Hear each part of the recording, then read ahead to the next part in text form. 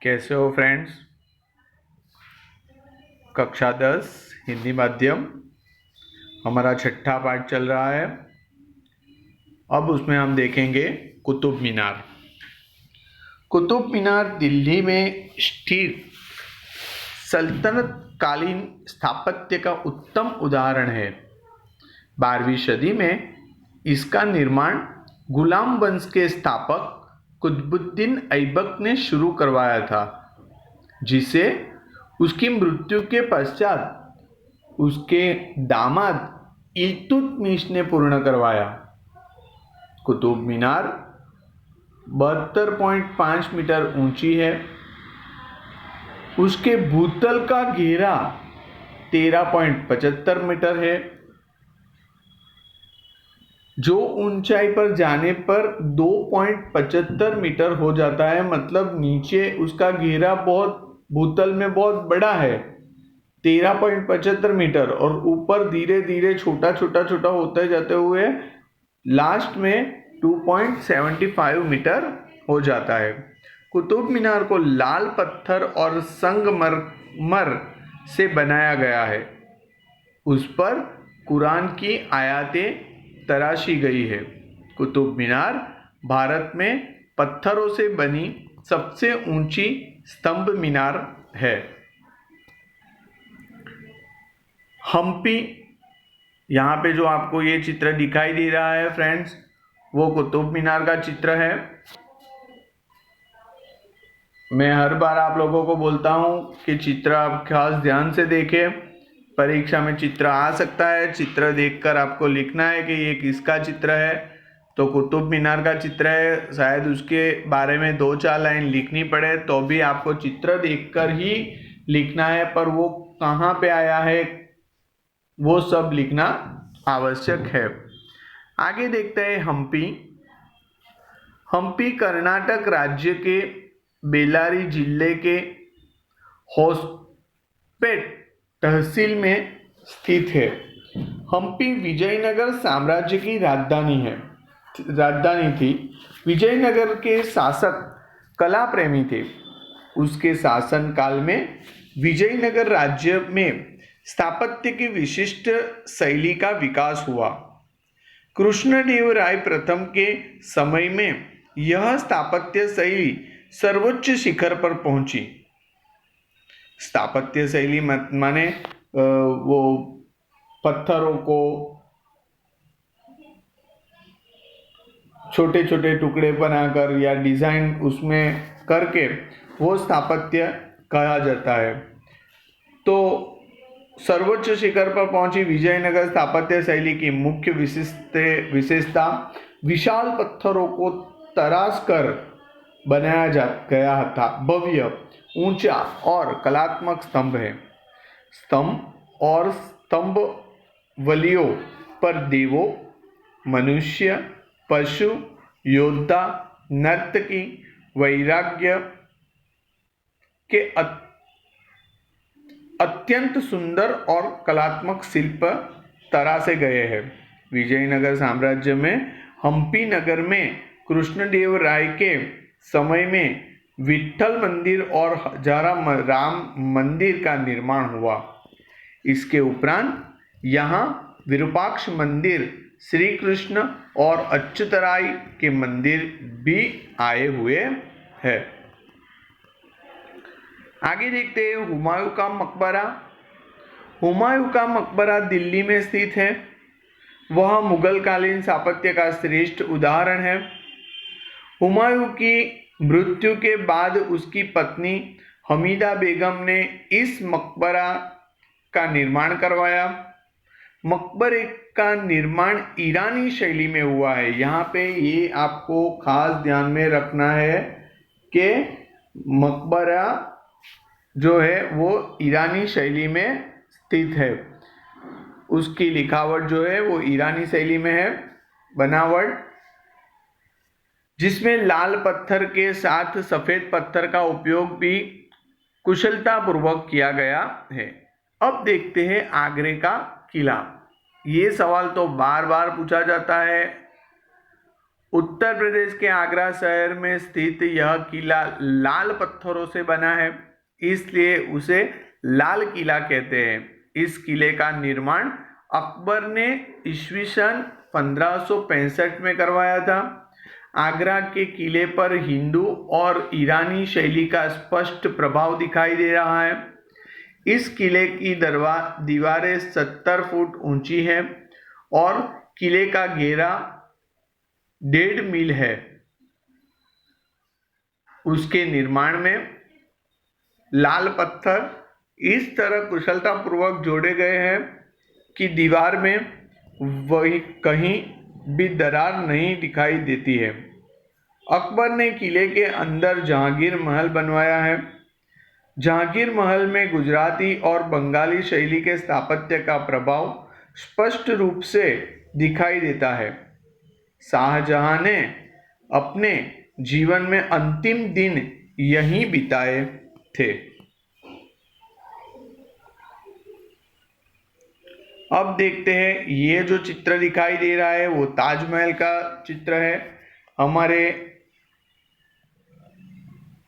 दुनिया में जो अजायबी है उसमें से 7 अजायबी में से एक अजायबी माने बहुत सुंदर और ऐसा कहीं और नहीं देखने को मिलता है, ऐसा ताजमहल हमारे भारत देश में है। भारत के उत्तर प्रदेश राज्य में आगरा में यमुना नदी के किनारे ताजमहल है।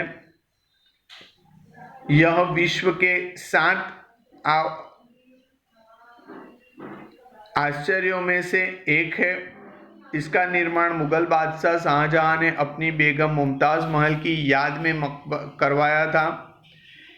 ईस्वी सन 1630 में मुमताज महल की मृत्यु के पश्चात ईस्वी सन 1631 में ताजमहल का निर्माण कार्य शुरू हुआ। 22 वर्ष के बाद ईस्वी सन 1663 में ताजमहल का निर्माण कार्य पूर्ण हुआ। शाहजहां ने ताजमहल के निर्माण कार्य में भारत के कुशल शिल्पकारों के उपरांत ईरानी, अरबी, तुर्की और यूरोपीय शिल्पकारों को भी लगाए थे।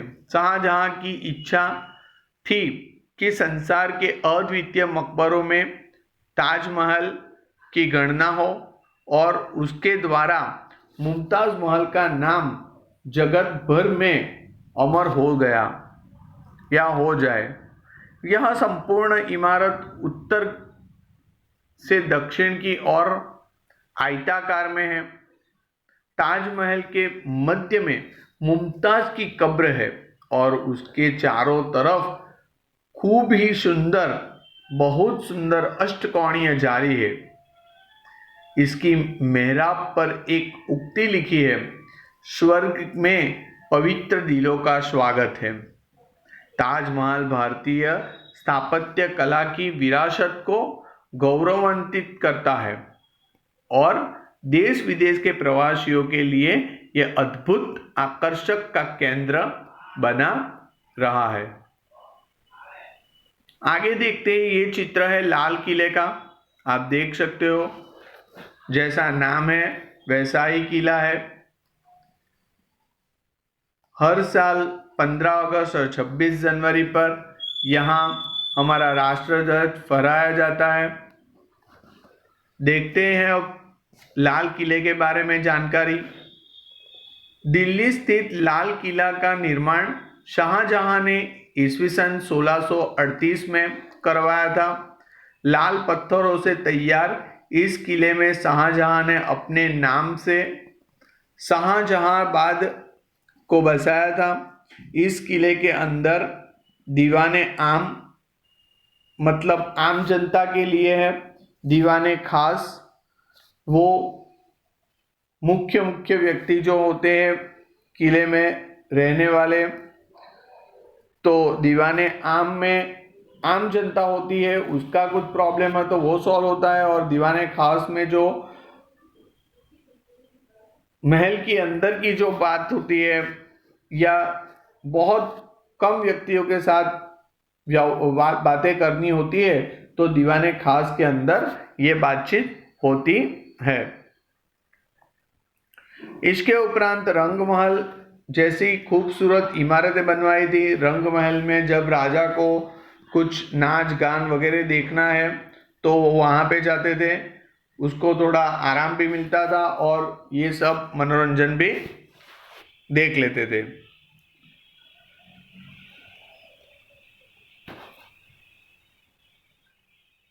दीवाने खास अन्य इमारतों की तुलना में अधिक अलंकृत है। उसकी सजावट में सोना चांदी कीमती पत्थरों का अभूतपूर्व अद्भुत समन्वय है। लाल किला की अन्य इमारतों में रंग महल, मुमताज़ का शीश महल, लाहौरी दरवाज़ा, मीना बाजार और मुगल गार्डन जैसे आकर्षणों का समावेश होता है। इसी किले में शाहजहां ने कलात्मक मयूरासन बनवाया था जिसे नादिर शाह अपने साथ ईरान ले गया था। यहाँ पे ये सवाल भी आ सकता है और आपको शॉर्ट नोट में भी ये लिखना आवश्यक है। नादिर शाह अपने साथ ईरान ले गए थे। लाल किला मुगल स्थापत्य कला की उत्कृष्ट इमारतों में से एक है।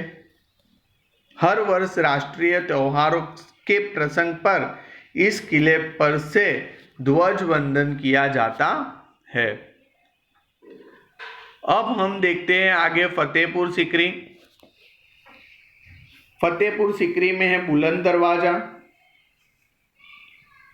उत्तर प्रदेश के आगरा से 26 मील दूर फतेहपुर सीकरी है। अकबर ने सूफी संत सलीम चिश्ती की याद में यह शहर बनवाया है। आप लोगों ने कई बार सुना होगा सलीम मोइनुद्दीन चिश्ती की कब्र। वहाँ बहुत सारे लोग अपना माथा टेकने जाते हैं।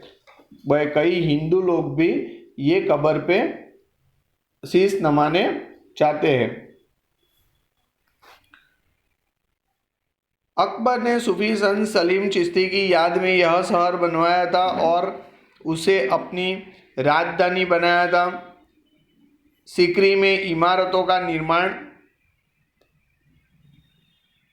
कार्य ईस्वी सन 1569 में शुरू हुआ और ईस्वी सन 1572 तक में यहाँ कई इमारतें बनवाई गई।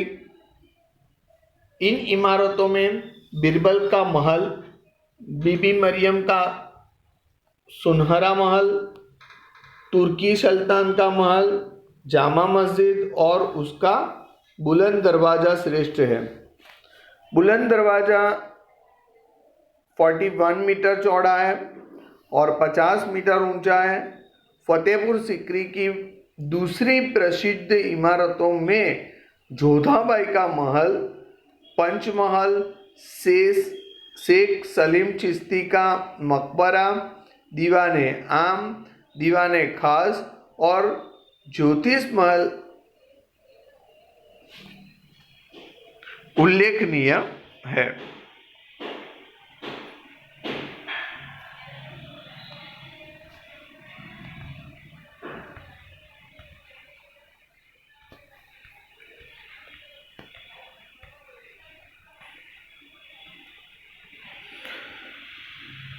आगे देखते हैं गोवा के देवल।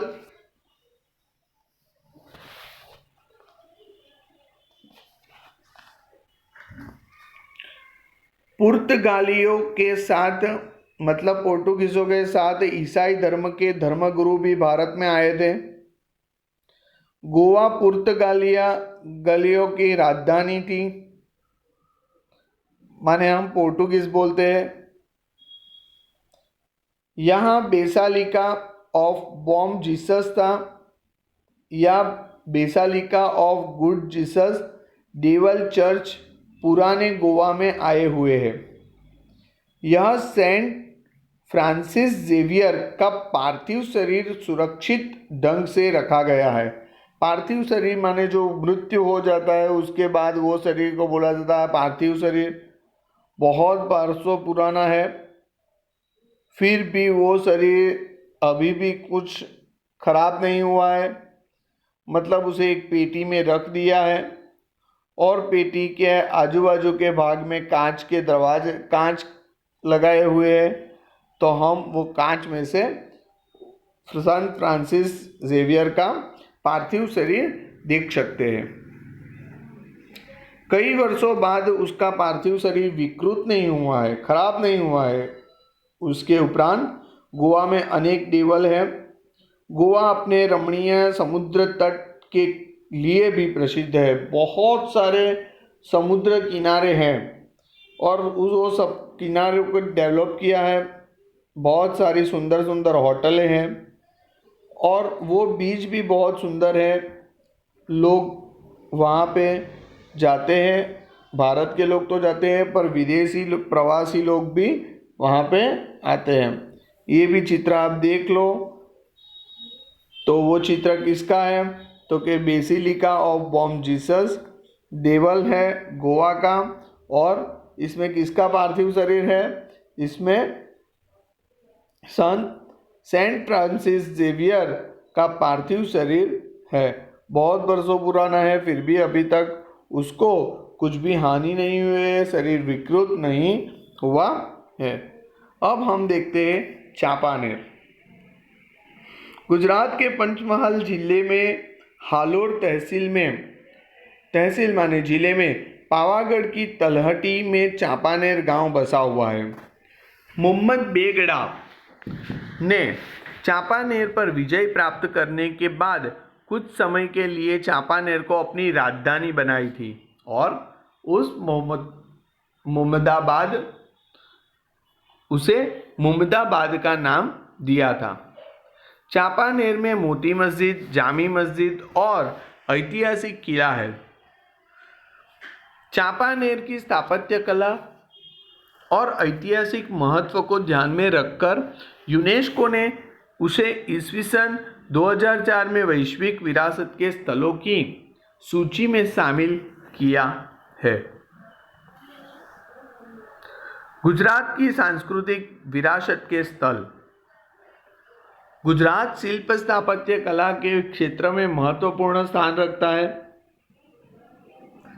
यहाँ गुफा स्थापत्य, मंदिर, मस्जिद, किले, बावली, तोरण वगैरह कई स्थापत्य क्षेत्र देखने को मिले हैं। अब गुजरात के सांस्कृतिक विरासत के स्थलों का परिचय प्राप्त करेंगे। धोलावीरा और लोथल दोनों सिंधु सभ्यता के नगर थे। धोलावीरा कच्छ के भचाऊ तहसील के खदीर द्वीप में आया हुआ है। धोलावीरा अपने आदर्श नगर रचना और हड़प्पा संस्कृति के व्यापार वाणिज्य के केंद्र के लिए प्रसिद्ध है। आज से लगभग 5000 वर्ष पूर्व इस नगर में गहना बनाने तथा मनका बनाने के केंद्र देखने को मिलते हैं। लोथल अहमदाबाद भावनगर हाईवे के समीप स्थित एक पुरातत्वीय स्थल है जो प्राचीन समय में व्यापार वाणिज्य से फलता फूलता और सुविधाओं से युक्त हड़प्पा संस्कृति का बंदरगाह है। जूनागढ़ की बात करते हैं। जूनागढ़ में अशोक का शिलालेख, खापरा कोडिया की बौद्ध गुफाएं, ऊपरकोट जैन मंदिर, दामोदर कुंड, अड़ीकड़ी की बावली, पुराना राजमहल, नवदण कुआं, मोहब्बत खान का मकबरा, वजीर का मकबरा आदि दर्शनीय स्थल है। महाशिवरात्रि के अवसर पर गिरनार की तलहटी में भवनाथ का विशाल मेला लगता है। गुजरात का ये भी एक चित्र बहुत देखने लायक है, उसे बोलते हैं सीदी सैयद की जाली। ये बहुत सुंदर कोतरनी काम वाली है, पत्थरों में से बनाई गई है। अहमदाबाद की पहचान ऐतिहासिक नगर के रूप में है।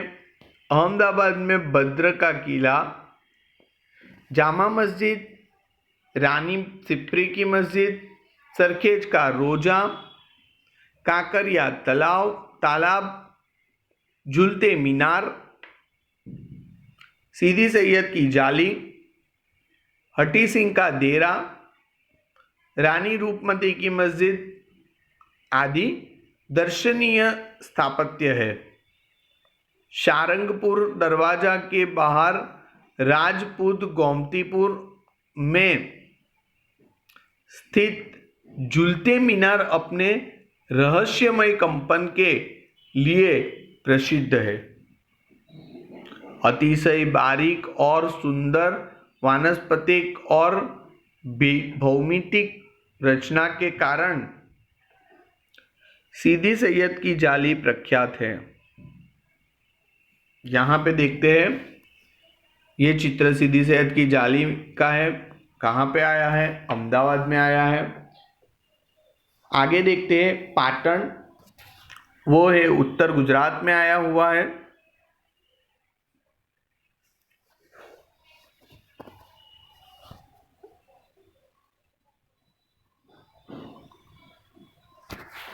पाटन में सहस्त्रलिंग तालाब, रानी सती की वाव और सिद्धपुर में सिर रुद्र महालय देखने लायक स्थापत्य है।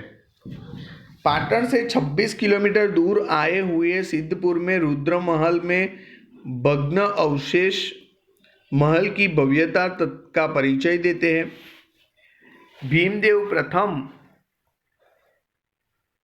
की रानी रूपमती उदयमती ने राजा के लिए पानी की व्यवस्था हेतु वाव का निर्माण करवाया था, जिसे आज रानी की वाव कहते हैं। ईस्वी सन 1140 में सिद्धराज जयसिंह ने सहस्त्रलिंग तालाब का निर्माण करवाया था। इसके उपरांत वडनगर में किला, शर्मिष्ठा तालाब और कीर्ति तोरण का दर्शनीय स्थल है।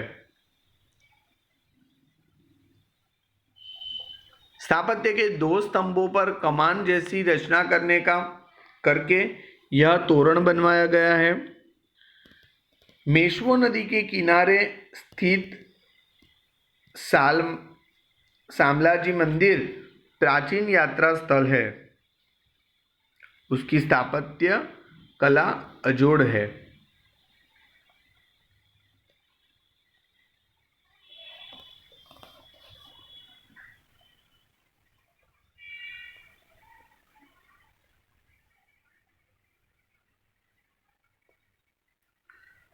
आगे देखते हैं राष्ट्रीय विरासत के स्थल।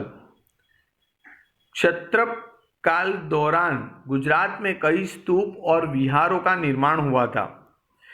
इसमें जूनागढ़ जिले का बोरदेवी तथा शामलाजी के समीप देवकी मोरी, जूनागढ़ गिरनार में हटवा बौद्ध स्तूप के अवशेष प्राप्त हुए हैं। इसके उपरांत बाबा प्यारा,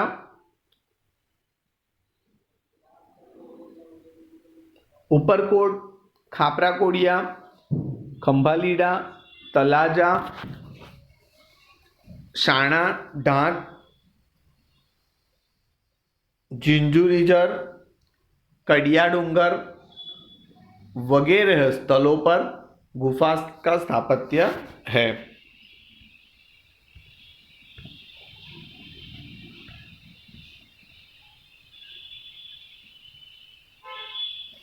गांधीनगर के पास अडालज की वाव, पाटन की रानकी वाव, जूनागढ़ की अड़ीकड़ी की वाव उपरांत नडियाद, महमदाबाद, उमरेठ, कपड़वंज, वढवाण, कलेश्वरी वगैरह स्थलों पर भी वाव है।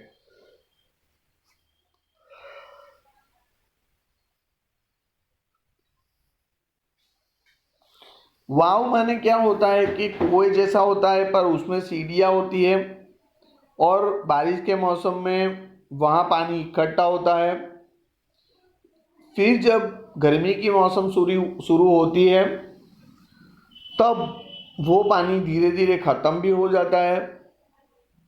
लोग वो स्टोरेज करते थे उसमें पानी पहले के समय में, फिर पीने में वगैरह जगह पे ये पानी का उपयोग करते थे। उपरांत नडियाद, महेमदाबाद, उमरेठ, कपड़वंज, वढवाण, कलेश्वरी वगैरह स्थलों पर भी वाव है। भावनगर जिले के पालीताना के शत्रुंजय पर्वत पर अनेक जैन देरासर मंदिर आए हुए हैं। इसमें से कुछ मंदिरों का निर्माण 21वीं सदी में हुआ था। मेहसाणा जिले के खेरालू तहसील के टीबा गांव के निकट पहाड़ियों पर तारंगा तीर्थ आया हुआ है। यहाँ तारा माता का मंदिर है।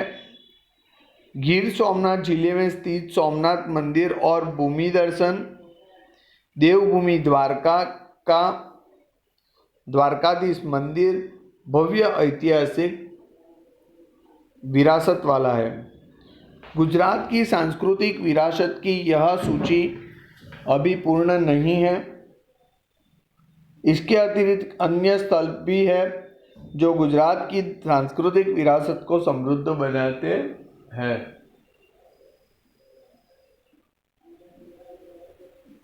दक्षिण भारत के प्राचीन मंदिरों के स्थल।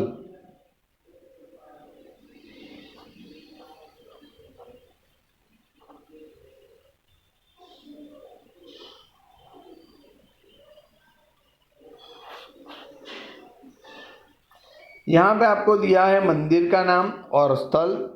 महाबलीपुरम, महाबलीपुरम तमिलनाडु में है। कैलाश मंदिर कांचीपुरम तमिलनाडु में है। बृहदेश्वर मंदिर तंजावुर में है, तमिलनाडु में आया हुआ है। विरूपाक्ष मंदिर पट्टडकल कर्नाटक में आया है। परशुरामेश्वर मंदिर भुवनेश्वर में आया है, ओडिशा। वैकुंठ पेरुमाल मंदिर कांचीपुरम तमिलनाडु में है।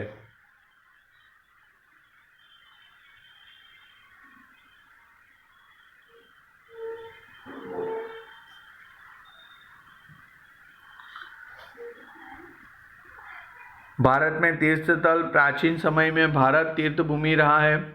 भारत के लोग विविध स्थलों की यात्रा पर जाते थे। भारत में 4 धाम यात्रा और 12 ज्योतिर्लिंग की यात्रा प्रचलित है।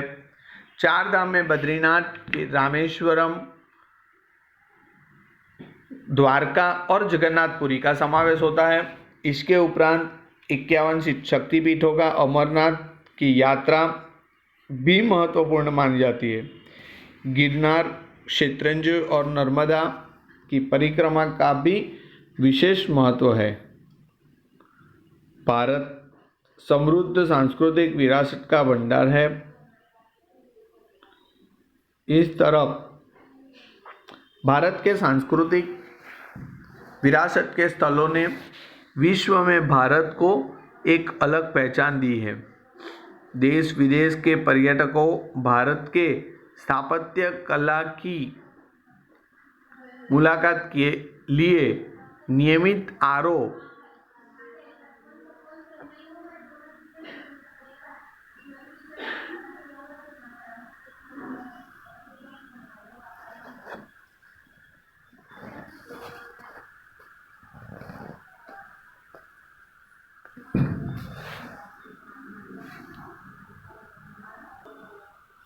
देश विदेश के पर्यटक भारत में स्थापत्य कला की मुलाकात के लिए नियमित आते रहते हैं और उससे देश के पर्यटन उद्योग को आर्थिक लाभ मिलता है। यूनेस्को ने वैश्विक विरासत के स्थलों में भारत के 32 प्राकृतिक और सांस्कृतिक विरासत के स्थलों को शामिल किया है। यहाँ तक आपका पाठ है। इसका स्वाध्याय आपको कंप्लीट कर देना है और अच्छे से ये 2-3 बार वीडियो को अभ्यास करें। Thank you.